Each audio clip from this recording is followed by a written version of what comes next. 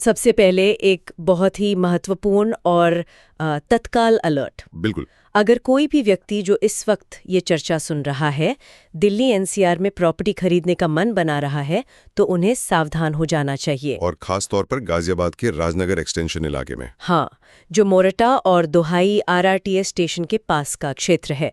तो ऐसे हर निवेशक को तुरंत सावधान हो जाने की जरूरत है। अपनी चेकबुक बंद कर देनी चाहिए। किसी भी तरह के बैंक ट्रांसफर को तुरंत रोक देना चाहिए। सही कहा।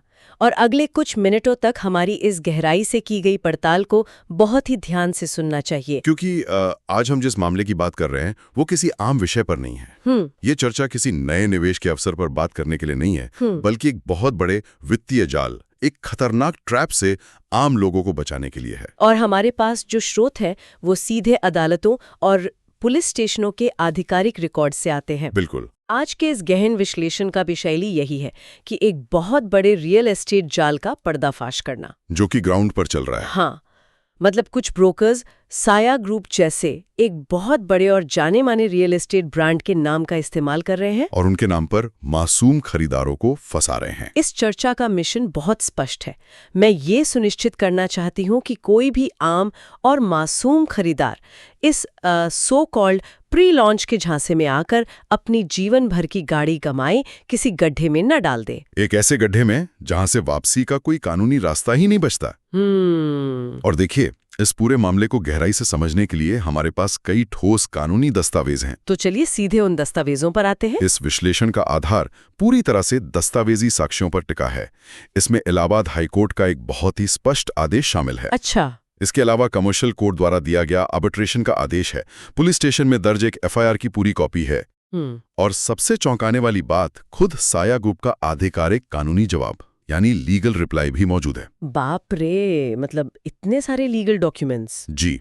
और इन सभी दस्तावेजों को एक साथ रखकर देखने पर जो तस्वीर उभरती है वो उस मार्केटिंग के मायाजाल से बिल्कुल अलग है जो ब्रोकर्स द्वारा रियल एस्टेट बाजार में फैलाया जा रहा है। तो ग्राउंड पर असल में क्या चल रहा है, इसे मैं एक रोजमर्रा के उदाहरण से समझाती हूँ। हाँ, बताइए। मान लीजिए किसी इंसान को एक ऐसी ब्लॉकबस्टर फिल्म का टिकट बेचा जा रहा हो जो उस थिएटर में कभी लगने ही नहीं वाली है। बिल्कुल सही तुलना है। और वो इंसान खुशी खुशी एडवांस बुकिंग के नाम पर भारी रकम चुका रहा हो। बिल्कुल यही खेल राजनगर एक्सटेंशन के मोरटा में चल रहा है। ब्रोकर्स निवेशकों को फोन कर रहे हैं। हाँ, और उन्हें साया होम्स के एक नए लग्जरी प्रोजेक्ट का झांसा दे रहे हैं। वे दावा कर रहे हैं कि एक्सप्रेशन ऑफ इंटरेस्ट यानी ईओआई के नाम पर एक चेक दे दिया जाए। और कहते हैं कि जैसे ही प्रोजेक्ट लॉन्च होगा कीमतें दोगुनी हो जाएंगी। यही तो रियल एस्टेट बाजार में प्री लॉन्च का ये फॉर्मूला अक्सर लोगों में पीछे छूट जाने का डर पैदा करता है। लेकिन जब इन दावों की सच्चाई परखी जाती है तो कहानी कुछ और ही निकलती है। तो असलियत क्या है? सार्वजनिक डोमेन में मौजूद पब्लिक नोटिस और कानूनी दस्तावेजों का अध्ययन करने पर एक बहुत ही बुनियादी बात सामने आती है। क्या? जिस जमीन के लिए ब्रोकर्स साया ग्रुप के नाम पर चेक मांग रहे हैं, असलियत में वो जमीन साया होम्स की है ही नहीं। ये जमीन ग्राम मोरटा में स्थित है। जी। और दस्तावेजों के अनुसार इस जमीन के विकास के अधिकार पूरी तरह से केडब्ल्यू ग्रुप यानी केडब्ल्यू बिल्कॉन्स प्राइवेट लिमिटेड के पास हैं। केडब्ल्यू ग्रुप का जमीन के मालिकों के साथ 2 मार्च 2013 का एक स्पष्ट मेमोरेंडम ऑफ अंडरस्टैंडिंग या एमओयू है।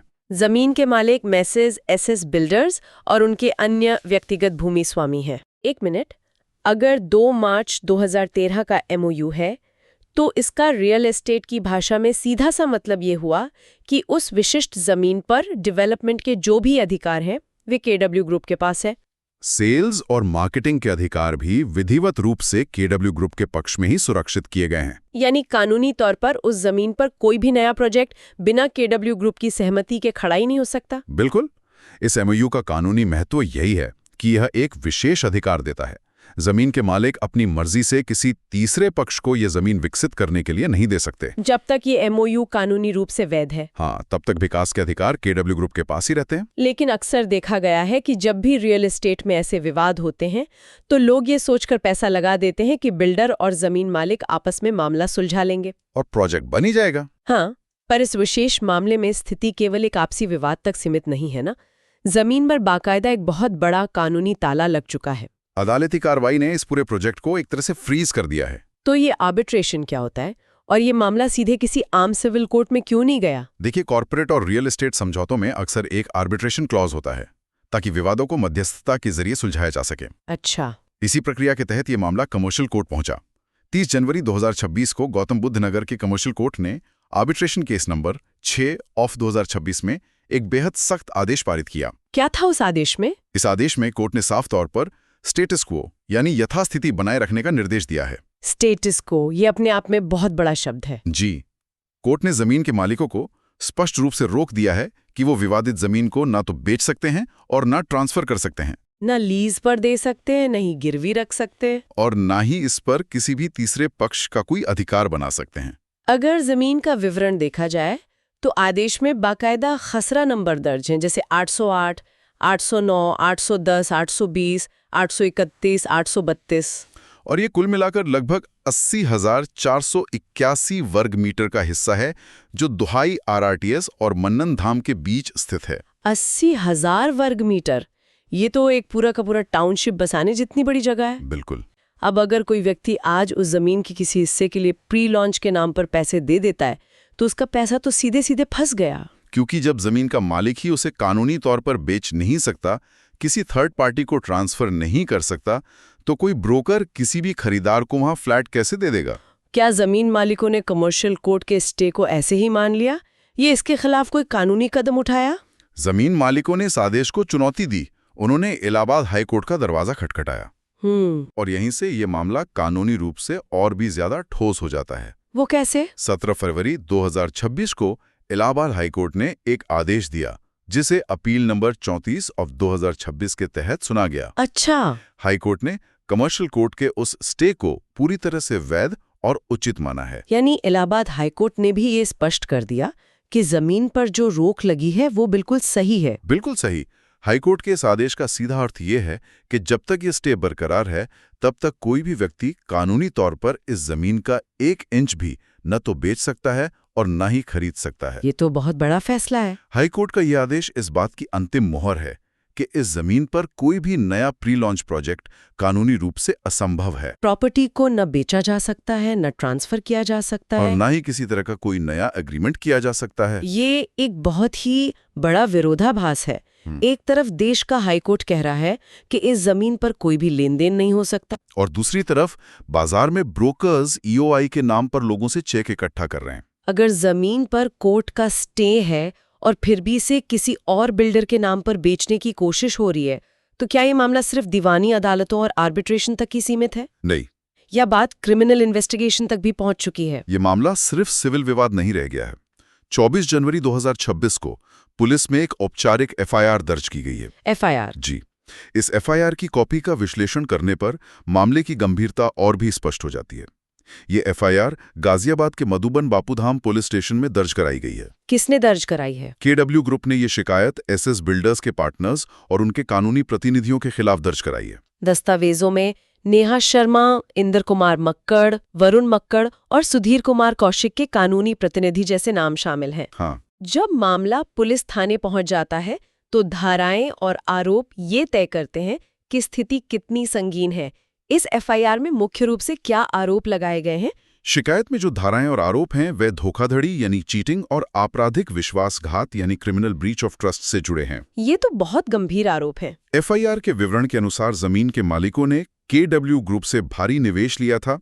इसके एवज में उन्होंने जमीन के मूल बैनामे, जिन्हें ओरिजिनल टाइटल डीड्स कहा जाता है, वे भी KW ग्रुप को सौंप दिए थे। जो समझौता हुआ था उसके तहत जमीन मालिकों को जमीन का भू उपयोग यानी लैंड यूज बदलकर उसे R जोन यानी रेसिडेंशियल जोन में परिवर्तित कराना था और पार्टनरशिप डीड में आवश्यक कानूनी बदलाव करने थे। रियल एस्टेट सेक्टर में काम करने वाले लोग जानते हैं कि कृषि या किसी अन्य प्रकार की जमीन को रेसिडेंशियल प्रोजेक्ट में बदलने के लिए ये R जोन कन्वर्जन सबसे बुनियादी और जरूरी कदम होता है। इसके बिना तो किसी प्रोजेक्ट का नक्शा ही पास नहीं हो सकता। तो इस मामले में क्या हुआ? आरोप ये है कि जमीन मालिकों ने न तो वो R जोन कन्वर्जन कराया और न ही पार्टनरशिप डीड में बदलाव किया, और इसके विपरीत उन्होंने किसी बहाने से मूल बैनामे वापस ले लिए और अब उन्हें अवैध रूप से अपने पास रोक कर रखा हुआ है। मतलब डॉक्यूमेंट्स वापस ले लिए? हाँ, और सबसे संगीन आरोप यह है कि निवेश लेने और अग्रीमेंट करने के बावजूद वे अब अवैध रूप से इसी जमीन को साया होम्स जैसे तीसरे पक्ष को बेचने की साजिश कर रहे हैं। इसी आपराधिक कृत्य की जांच के लिए पुलिस से अपील की गई है। बिल्कुल। लेकिन यहाँ एक बहुत बड़ा सवाल खड़ा होता है जो हर उस इंसान के दिमाग में आ रहा होगा जो रियल एस्टेट बाजार पर नजर रखता है। क्या सवाल? अगर साया ग्रुप जैसा इतना बड़ा और प्रतिष्ठित ब्रांड सच में इस प्रोजेक्ट का हिस्सा है, तो क्या वे इतने बड़े कानूनी पचड़े वाली जमीन पर अपना नाम दांव पर लगाएंगे? यही तो सोचने वाली बात है।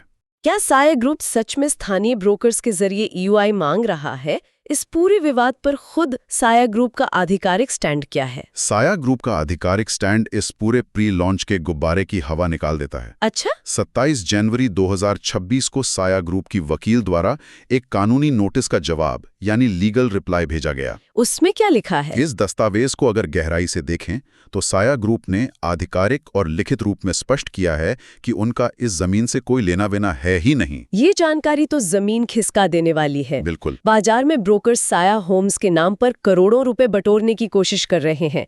साया के लग्जरी प्रोजेक्ट का नाम लेकर लोगों को लालच दे रहे हैं। और वो बिल्डर खुद लिखित में कह रहा है कि उसका इस प्रोजेक्ट से कोई वास्ता नहीं है। साया ग्रुप के लीगल रिप्लाई में और क्या-क्या बातें स्पष्ट की गई हैं? साया ग्रुप के लीगल रिप्लाई में बहुत ही साफ शब्दों में लिखा है कि वे खुद को असंबंधित तीसरा पक्ष या अनरिलेटेड थर्ड पार्टी मानते हैं।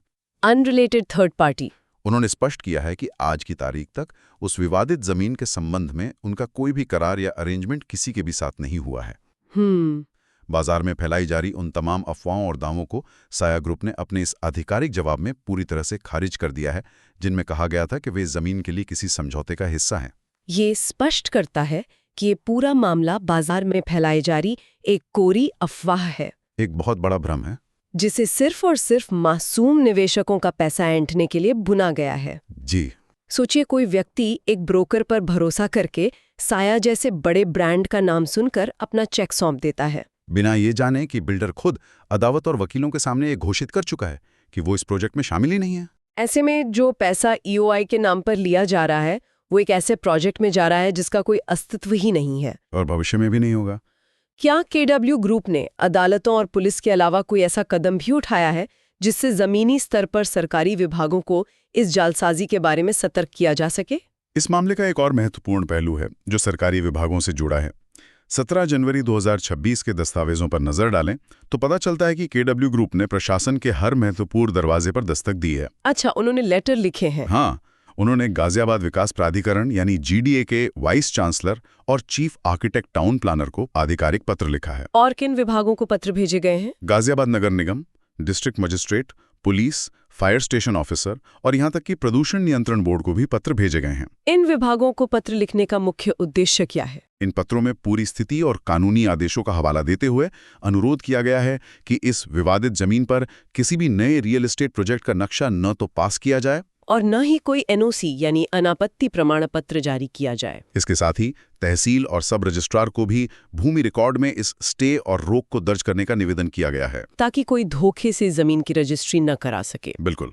रियल एस्टेट की नियमों के हिसाब से इसका सीधा मतलब ये हुआ कि जो भी लोग इस तथाकथित नए प्री लॉन्च का हिस्सा बनने की सोच रहे हैं, उनका पैसा सिर्फ एक विवादित जमीन में ही नहीं फंसेगा, बल्कि उस प्रोजेक्ट को कभी सरकारी विभागों से मंजूरी ही नहीं मिल पाएगी। जब गाजियाबाद विकास प्राधिकरण ही नक्शा पास नहीं करेगा, जब फायर और पोल्यूशन विभाग एनओसी नहीं देंगे, तो कोई भी प्रोजेक्ट ईंट पत्थर का ढांचा भी खड़ा नहीं कर सकता। और इन सब से ऊपर एक अथॉरिटी है रेरा यानी रियल एस्टेट रेगुलेटरी अथॉरिटी। जी, रेरा की भूमिका सबसे अहम है। जब किसी प्रोजेक्ट के पास जमीन का स्पष्ट मालिकाना हक ही नहीं है और हाई कोर्ट का सख्त स्टेटस को लागू है, तो रेरा उसे कभी अपना रजिस्ट्रेशन नंबर दे ही नहीं सकती। आज के कानून के तहत बिना रेरा रजिस्ट्रेशन के कोई भी बिल्डर या ब्रोकर किसी भी प्रोजेक्ट का प्रचार नहीं कर सकता, उससे बेच नहीं सकता और उसमें किसी भी तरह का निवेश नहीं ले सकता। एकदम सही। इस पूरी चर्चा और दस्तावेजों के विश्लेषण से एक स्पष्ट सलाह निकलकर सामने आती है,